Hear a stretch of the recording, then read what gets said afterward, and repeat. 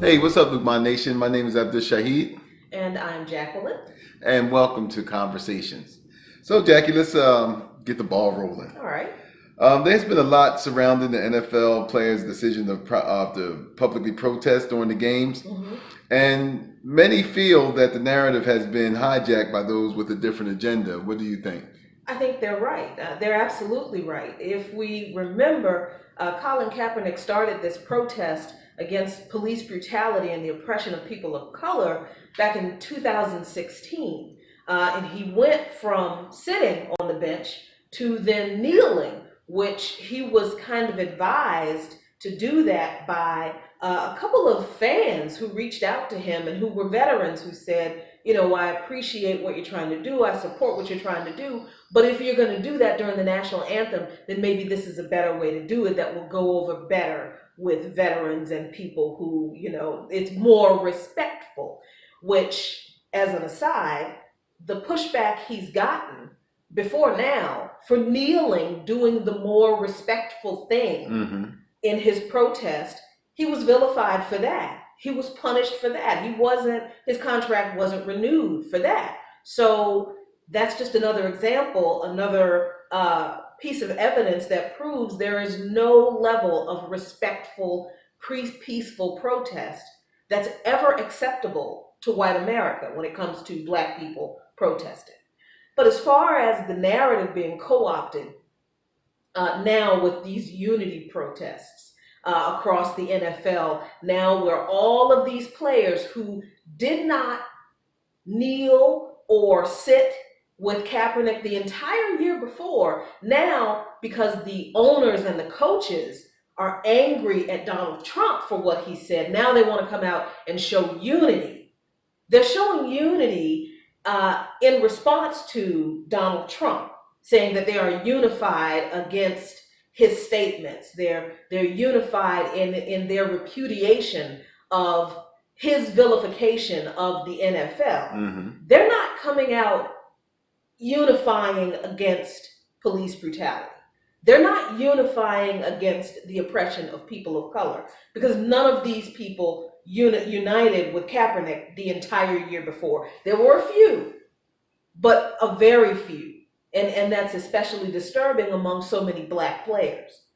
But the narrative now is about Donald Trump and what Trump said and how we have to come together as a nation. And the issue that started this was Colin Kaepernick becoming woke, I guess, learning what he did. I'm not in the man's mind. I don't know how he came to understand the situation that exists, but he came to an understanding that police brutality and the oppression of people of color in this country is so egregious that he could no longer stand for the national anthem that espouses these principles of freedom that he knows everyone in this country doesn't have.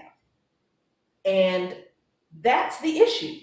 The issue isn't unity. The issue isn't this kumbaya idea of let's all link arms and show that we're unified and that's how we're going to solve our problems. No, the issue isn't Donald Trump.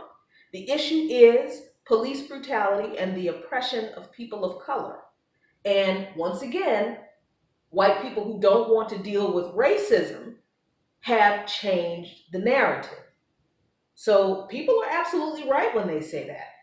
Interestingly enough, this isn't the first time that it's happened. The past few months, we have seen this even among progressives who continue to want to ignore racial issues, specifically how the progressive agenda should address racial issues. And they did everything they could to talk about uniting with people and working with, of all groups of people, the alt-left and people who were rape apologizing racists.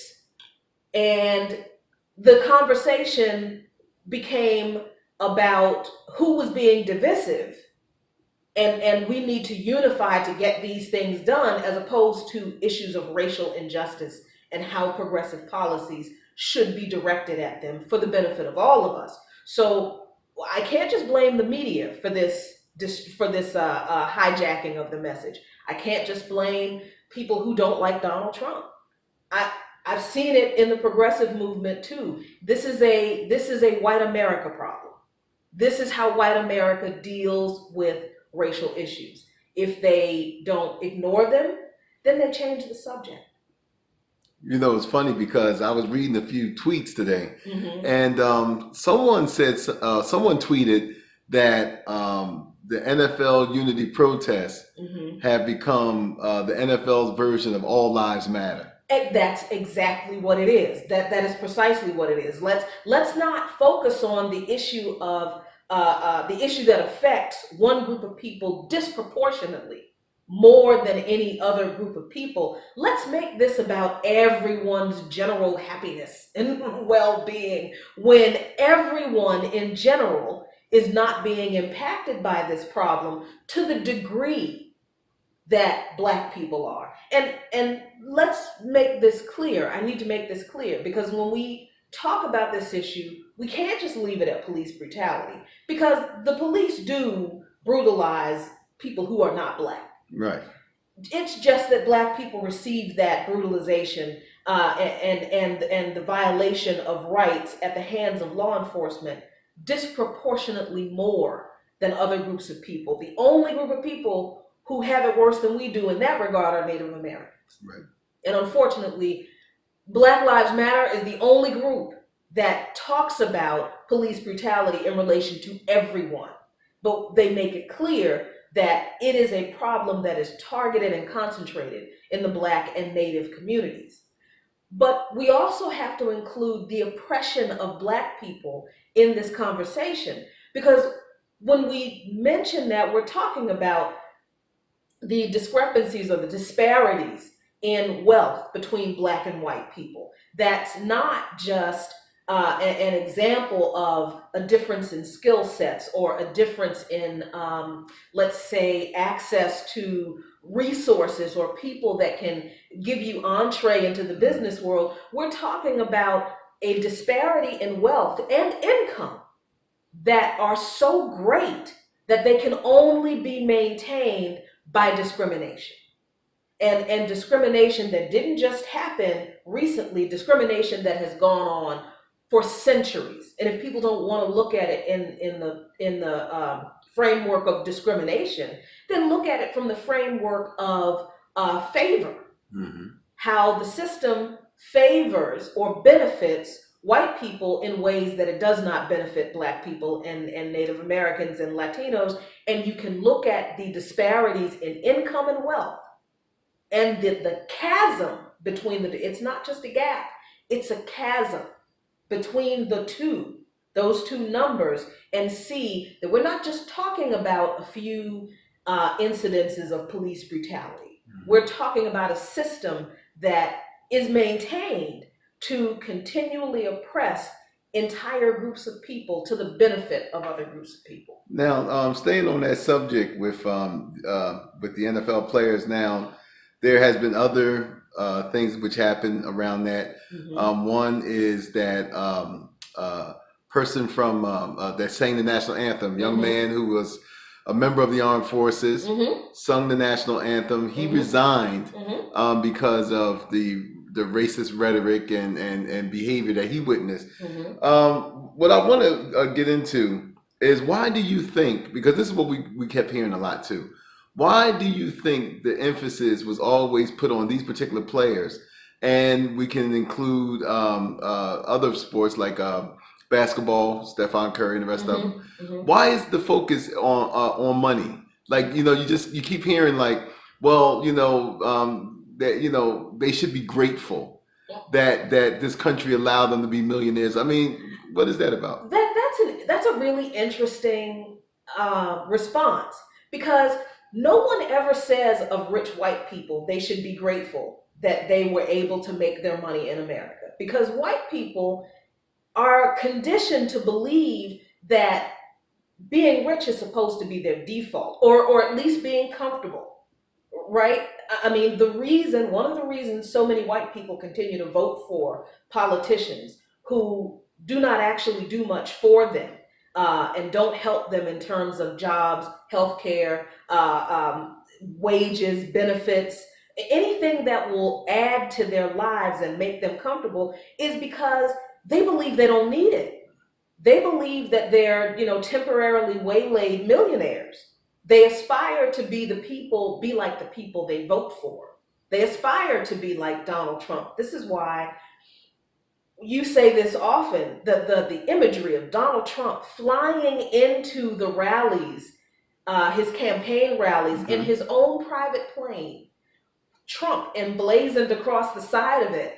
And you knew that most of the people at those rallies, if they weren't just barely hanging on to middle class, that they were poor. Not all of them, because the data has shown that it was well-educated white people who voted overwhelmingly for Donald Trump. So the idea that, a bunch of poor, ignorant rednecks elected Donald Trump, that's not true. But he does have an enormous amount of support in places where white middle-class Americans are struggling financially. But they continue to vote for politicians like him because they believe that being able to profit off of the benefits of being an American, well, that's their birthright. Whereas for Black people, we're supposed to be grateful that they allow us to profit off of the benefits of being an American, because we were never intended to be Americans. We were not brought here to be Americans. Our ancestors were brought here to be a labor force that was never meant to be citizens. We had to force that issue. And then when we forced the issue of citizenship, then the goalpost was moved. Okay, fine, you can be citizens, but we're not going to let you maintain the type of business infrastructure that we enjoy. So that when we created our own communities and our own businesses that were successful and thriving, mobs of racist, angry white people destroyed them and the people who were in them, and the Black people who were in them. Most of the people, well, I shouldn't say most, a significant percentage of the victims of lynchings in America were business owners, were Black business owners. Wow. So the idea that Black people can have the same level of access to and results from the avenues of success in America, that's an idea that is really not a part of the American mythos for white people. So when you have someone like Stevie Wonder, who, I mention him because the statement that was made about him by former, Senator Joe Walsh, was just so vile and disgusting. Here he is, another Black, and this was the statement Joe Walsh made, another Black multimillionaire who should be grateful. Yes, he said another ungrateful. Another ungrateful Black millionaire. Stevie Wonder has more talent than Joe Walsh and me and you. Yeah, that's for sure. Have in all of our beings. So Stevie Wonder doesn't have anything to be grateful for as far as being beholden to America, because his talent is appreciated and respected and rewarded all around the world. And I think we can agree that Stevie Wonder throughout his career has been consistent. Yes. In this type of protest. Like, exactly. You're talking about someone who was the main force in getting Dr. Martin Luther King's birthday as a national holiday.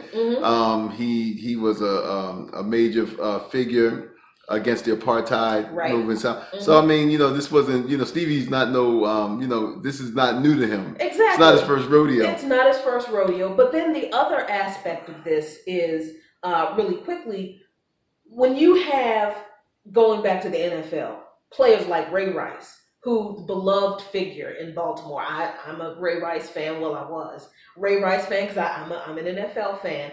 But now Ray Rice has a statue in front of Raven Stadium.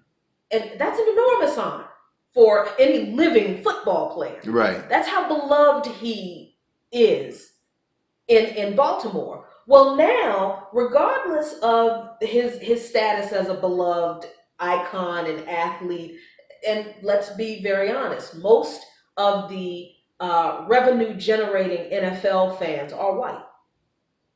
So, well, because they got the money. Because they have the money. So regardless of how these nice white people who are paying for these season tickets and all of this other stuff felt about Ray Lewis before, when he participated in the unity protest, they demanded, to the tune of, I think it was, last I checked, it was almost 80,000 of them demanded that his statue come down.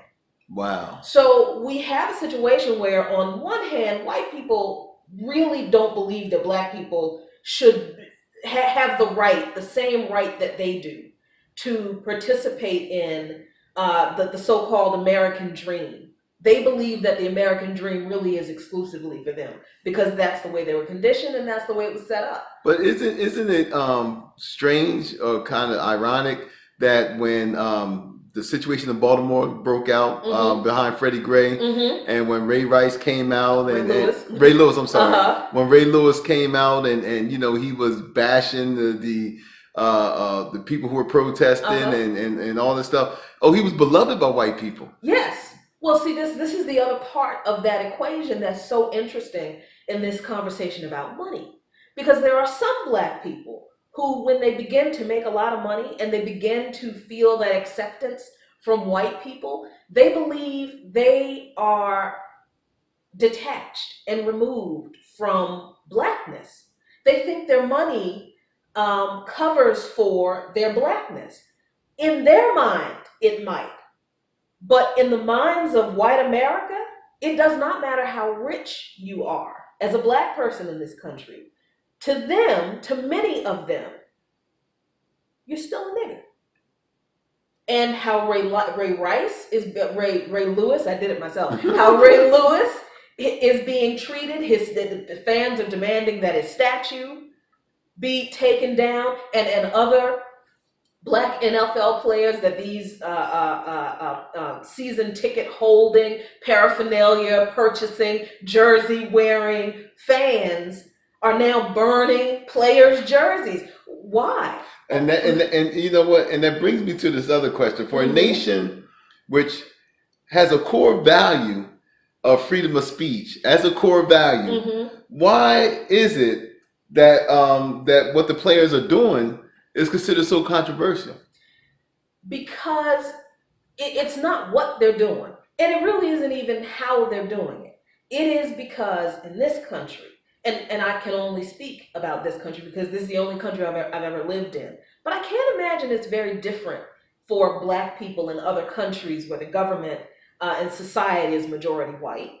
But in this country, black dissent in any form is an affront to the status quo of white people, because black dissent forces white people to remember the past and the wound that they have never tended to and that they never intended to tend to. See, we keep bringing this race thing up because we keep living it.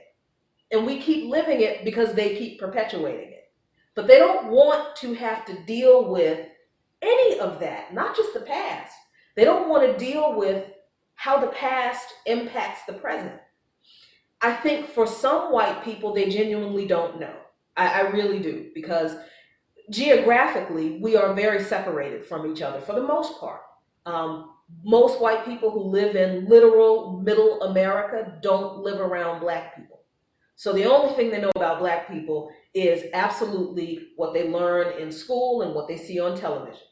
Wow. And now what they see on social media. But when you have people who live in major cities and who live on the coasts, those people literally have no excuses. From my perspective, they have no excuses because they live in close enough proximity to enough black people to know that their deeply held stereotypical views about how black people respond to injustice are just that. They're conditioned stereotypical racist views that they don't want to confront because they don't want to be considered racist. That's, you know, that's the mark of Cain for a lot of people. But you can't, and I know it's a Dr. Philism, but it is appropriate. You can't change what you don't acknowledge. The thing is, white supremacy and racism has worked for white people. That's why white people continue to vote for these politicians who play on these racist stereotypes. And they know when these politicians are talking about black people. They don't have to say black people, but they say things like tough on crime and welfare cheats. All the dog and whistle terms. All the dog whistle Yeah. terms, you know, teen pregnancy, and the one time they will mention crime, black people, is when they say black on black crime. But they never talk about all the white people who kill each other. But someone elects these people to office, and it's not us. So white supremacy works for white people because even if they feel like they don't benefit materially from it, it gives them a sense of security that they are upholding the American mythos, that every time we challenge it, they believe we're threatening it. Wow. So they think we're threatening them. You know, it reminds me of a joke Chris Rock once said when he said that no white man in this country would trade places with him, and he's rich. And he's rich. Well, I mean, that's something. Well, we're going to have to end this segment of conversations, but Jacquie, we're going to be doing some more, and we just like to thank you out there, Luqman Nation, for watching. Thank you. And we'll see you later. Peace. This is Conversations with Jacquie Luqman.